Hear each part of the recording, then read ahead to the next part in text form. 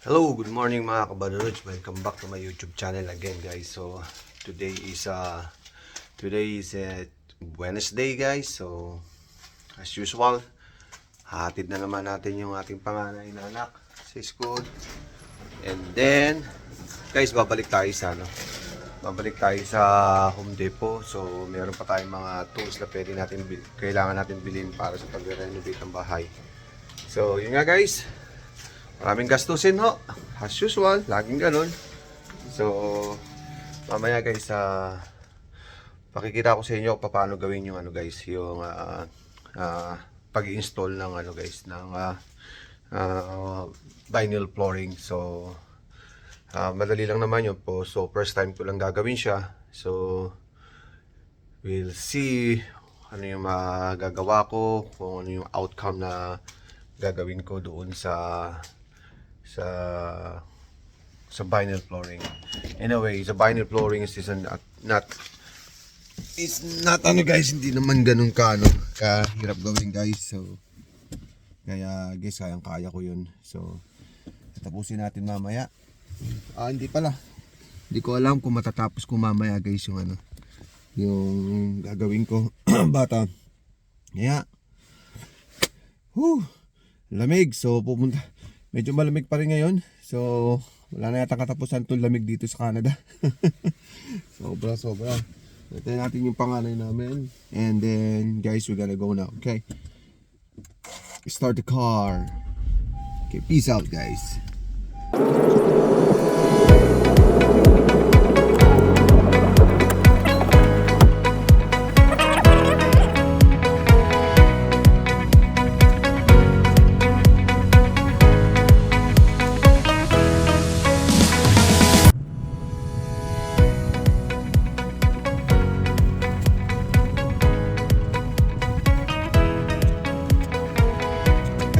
Lang tayo kung saan maganda pumark.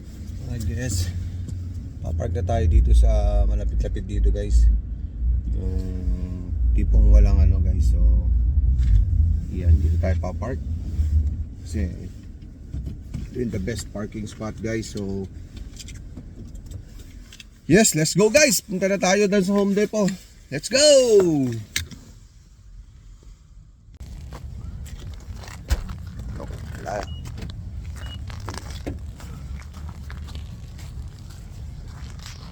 Guys, sa Home Depot, guys, lakad na tayo. Yung sasakyan natin, hindi papasok. Digdi.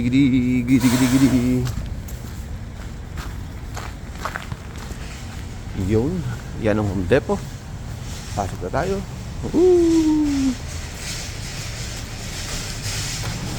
Let's go.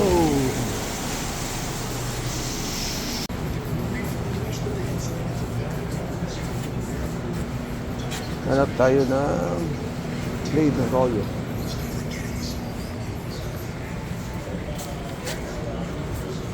So we're getting there.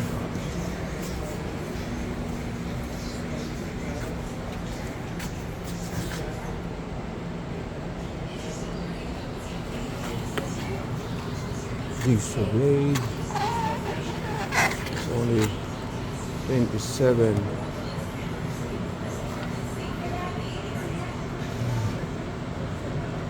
So, bumili tayong isang set ito ng jigsaw.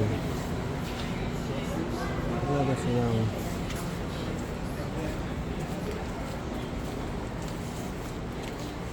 nailing, guys. So, yan natin dito, guys. So guys, hanap tayo ng jigsaw blade size. Itong ganito, pero Royo yung brand niya. Tingnan natin kung meron dito mas mura.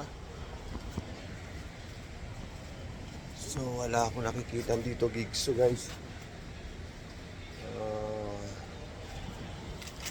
Tingnan natin dito, guys. Yun. Ayun, hindi. Iba. Wala tayong makuha.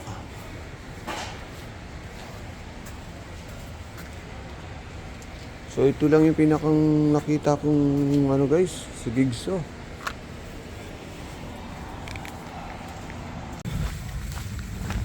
Tapos kuha tayo ng cart dito. So, kailangan ko itong cart na to.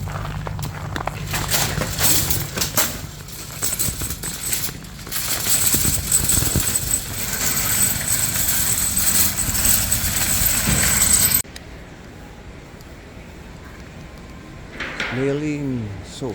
This is a mailing saw. Ito guys, siguro 18 yung may battery.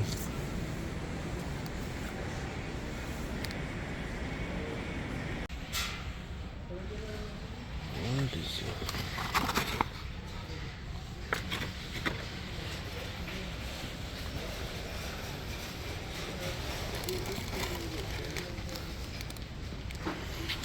So this baccarat.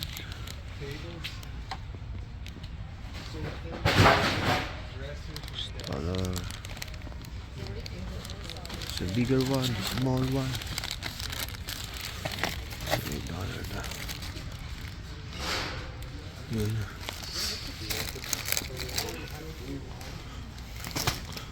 So may maliit siya. Tawag dito ay baccarat doon sa edge ng mga may mga gap panlagay dyan. Yan o.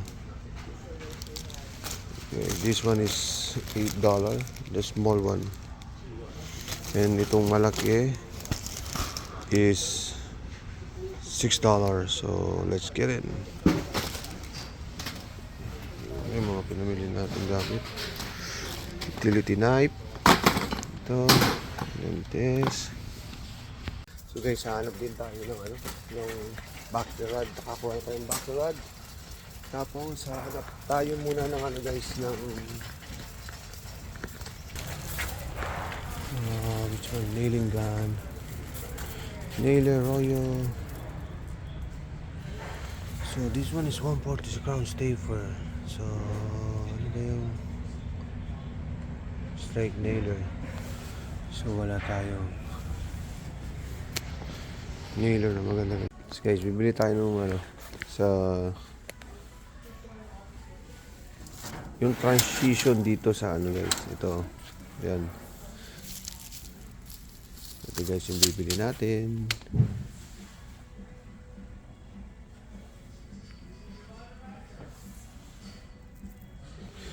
Lagay niya na 64 or around $65.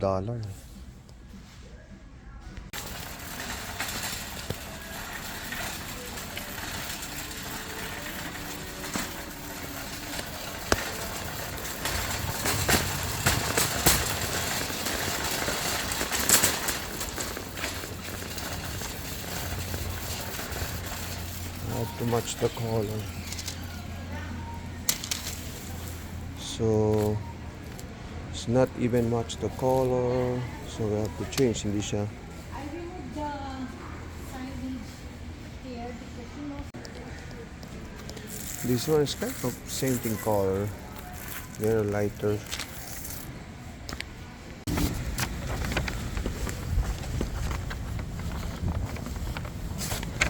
Guys, nakabili na tayo ng guys. Ang kailangan natin sa Home Depot pero hindi pa lahat. So wala pa tayong budget so far. So ito na lang muna yung binili natin, konti lang. Para makapag-umpisa na tayong vinyl flooring. Yes, ito na tayo. So nakagastos na naman tayo around $50. My God. So yan lang yung binili ko guys. So yan, Home Depot, yan. Yan. Bumili tayo po para sa gigsaw. So wala akong blade ng gigsaw ko. Ito, pwede sa pangkahoy, pwede sa pang so medyo expensive nga lang. And then utility knife. Yeah, ito yung pangkat ko sa guys, pangkat ko sa vinyl flooring. So maganda daw siya. So $10 lang. And then ito yung sinasabi ko na doon sa mga gap ko. May gap yung yung ginawa kong subflooring. So hindi perfect. So kailangan ko lagyan ng baccarat. So para at least ito foam siya na rounded.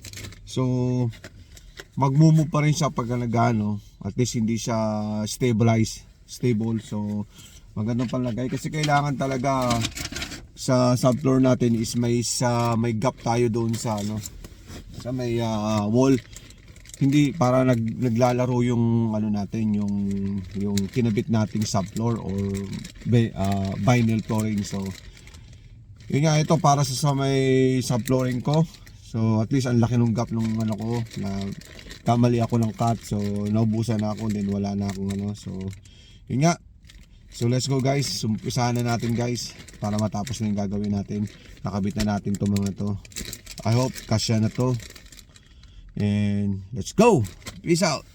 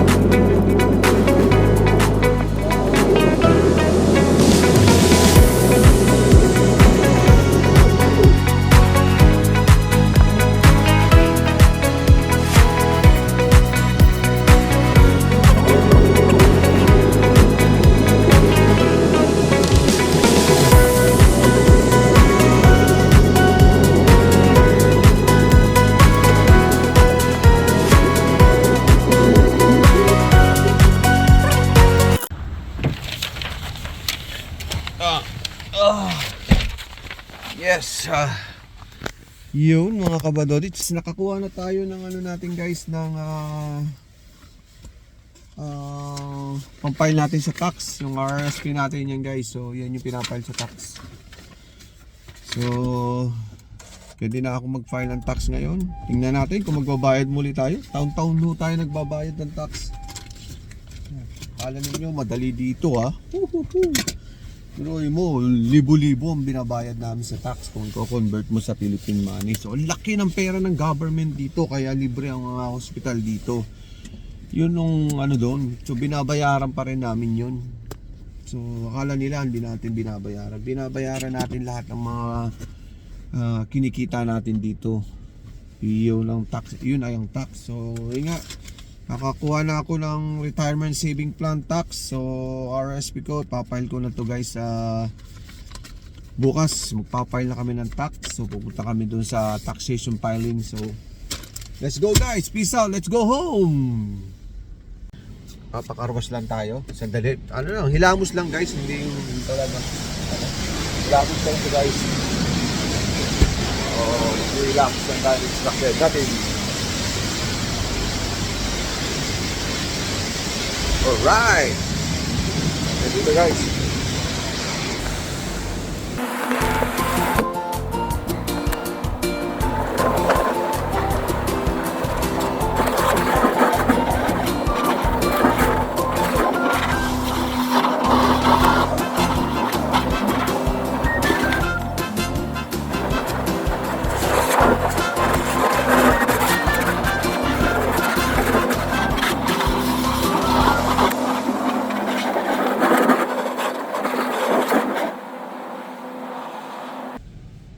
Guys, naghilamos lang tayo guys kasi sobrang putik yung sasakyan natin. So ngayon okay na, malinis na. So let's go na guys, alis na tayo guys. Peace out, let's go.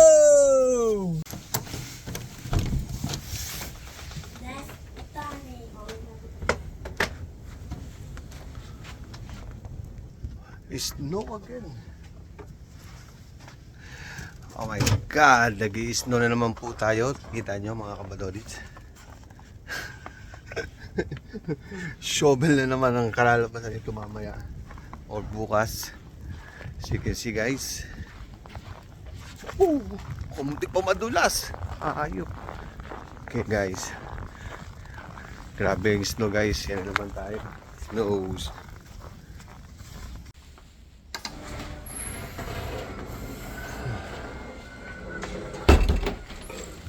Ah, nakatapusan na ng snow.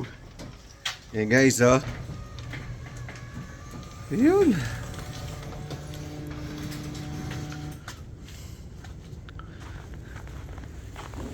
Yes, yes, yes. Nag-i-snow na naman kami. Ayan.